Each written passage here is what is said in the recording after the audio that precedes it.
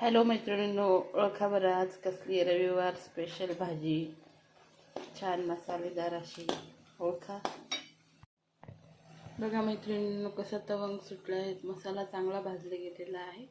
आता आपण सिक्रेट भाजी बनवणार आहोत.